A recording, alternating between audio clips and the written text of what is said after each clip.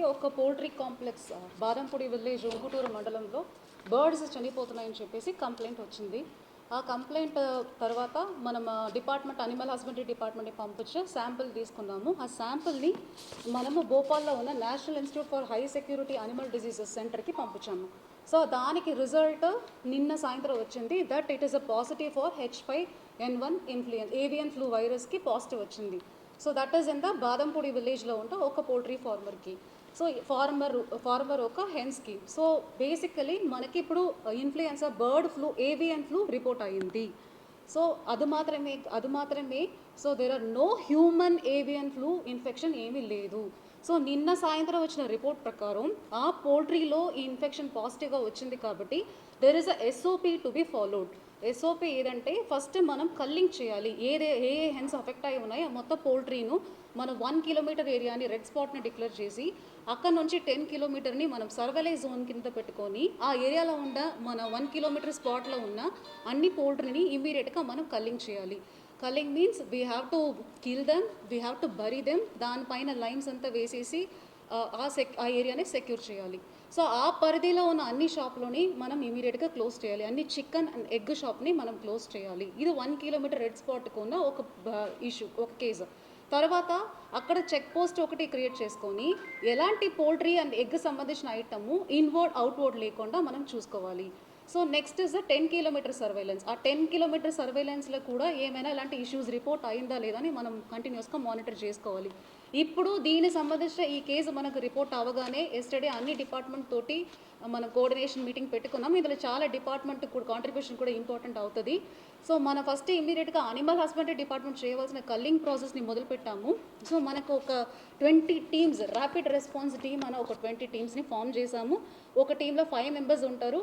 వాళ్ళు that 1 kilometre and 10 kilometre రేడియస్లో ఉన్న red spot and the surveillance జోన్ని వాళ్ళు మానిటర్ చేసుకోవాలి. కల్లింగ్ ప్రాసెస్ మొదలు పెట్టాలి. వాళ్ళకి కావాల్సిన PPE కిట్స్ కూడా మనకు సరిపోయిన ఉన్నాయి. సో PPE కిట్స్ ఇచ్చి N95 మాస్క్ ఇచ్చి ఆ కల్లింగ్ ప్రాసెస్ని ఇవాళ నుంచి మనం మొదలు పెడుతున్నాము. That is regarding that poultry which is reported. అది కాకుండా మనకు 24/7 control room animal husbandry department పెట్టి ఉన్నాము. ఎవరికైనా అలాంటి సస్పీషియస్గా డెత్ అవుతున్నాయి వాళ్ళ పోల్ట్రీలో తెలిస్తే ఇమీడియట్గా మాకు ఇన్ఫామ్ చేయమని కూడా ఆ కంట్రోల్ రూమ్ నెంబర్ కూడా మనం పెట్టడం జరిగింది. కంట్రోల్ రూమ్లో కూడా 24/7 మనం మానిటరింగ్ పెట్టాము. ఇది కాకుండా మనకు మెడికల్ అండ్ హెల్త్ డిపార్ట్మెంట్లో ఆ 10 కిలోమీటర్ రేడియస్లో ఒక క్యాంప్ పెట్టాలన్నది మనకు ప్రోటోకాల్ ఉంది కాబట్టి ఆ క్యాంప్ కూడా ఇవాళ నుంచి మన మెడికల్ క్యాంప్ కూడా 10 కిలోమీటర్ జోన్లో ఎవరైనా సిమ్టమ్ తోటి వస్తారా, ఫ్లూ సిమ్టమ్ తోటి వస్తున్నారని మాత్రం మానిటర్ చేయడానికి కోసం మనకు అది పెట్టి ఉన్నాము. మెడికల్ డిపార్ట్మెంట్ సంబంధించింది. లాస్ట్ వీకే జస్ట్ ముందే వాళ్ళకి చెప్పి ఏమైనా మైగ్రేటరీ బర్డ్స్ ఇలాంటి ఫీకసెస్ ఆఫ్ బర్డ్స్ని తీసుకొని తినేసి ఏమైనా చనిపోతున్నాయని కూడా కాన్స్టెంట్ అబ్జర్వేషన్ పెట్టండి కూడా ఆల్రెడీ ఫారెస్ట్ డిపార్ట్మెంట్ కూడా ఇన్ఫర్మేషన్ ఇవ్వడం జరిగింది. నిన్న కోఆర్డినేషన్ మీటింగ్లో కూడా వాళ్ళకి చెప్పడం జరిగింది. సో పోలీస్ డిపార్ట్మెంట్ మనకు law and order panic situation రాకుండా ఉండడానికి ఆ చెక్ పోస్ట్ సపోర్ట్కి ఇంకా వేరే ఏమైనా సపోర్ట్ కావాలంటే ఇవ్వమని చెప్పేసి పోలీస్ డిపార్ట్మెంట్ కూడా డైరెక్షన్ ఇవ్వడం జరిగింది. సో డిస్ట్రిక్ట్ ట్రాన్స్పోర్ట్ డిపార్ట్మెంట్కి దీనికి కల్లింగ్ ప్రాసెస్ హ్యూజ్ ప్రాసెస్, దానికి కావాల్సిన మెషిన్ మెటీరియల్ కూడా ట్రాన్స్పోర్టేషన్ డిపార్ట్మెంట్ గైడెన్స్ ఇవ్వడం జరిగింది. సివిల్ సప్లైస్ వాళ్ళకి ఇప్పుడు ఆ పోల్ట్రీ ఫీడ్ కూడా ఒకసారి టెస్ట్ చేయాలి. గనీ బ్యాగ్స్ కావాలి, అవి కూడా కన్సర్న్ ఇన్స్ట్రక్షన్ బికాజ్ మనం అవన్నీ కల్ చేసేసి గనీ బ్యాగ్ 3 లేయర్స్ ఆఫ్ గనీ బ్యాగ్ పెట్టి తర్వాత ఒక పిట్ తయారు చేసి దాంట్లో లోపల పెట్టి క్లోజ్ చేసేసి మళ్ళీ అక్కడ శానిటేషన్ ప్రాసెస్ మొదలు పెట్టాల్సి ఉంటుంది. సో దీనికి సివిల్ సప్లైస్ డిపార్ట్మెంట్ కూడా ఆల్రెడీ ఇన్స్ట్రక్షన్స్ ఇవ్వడం జరిగింది. సో జస్ట్ ఇప్పుడు మనం ఏం చేయాల్సిందంటే apart from this culling process మనకు continuous monitoring of any other poultry infection ఉన్నాయా లేదని చెక్ చేయడం, రెండోది హ్యూమన్కి ఏమైనా ఉన్నాయా లేదని చెక్ చేయడం, అవన్నీకి కావాల్సిన అన్ని మెడికల్ క్యాంప్స్ సర్వేలెన్స్ ఏరియాలో అన్నీ పెట్టడం జరిగింది.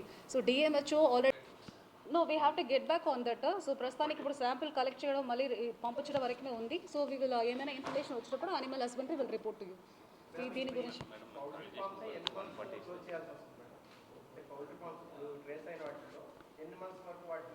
21 days ప్రోటోకాలే అంతే కదా. 21 days అబ్జర్వ్ చేస్తాం. ఫస్ట్ ఇమీడియట్గా కల్లింగ్ చేసి ఆ పోల్ట్రీ ఏమి ఉండదు.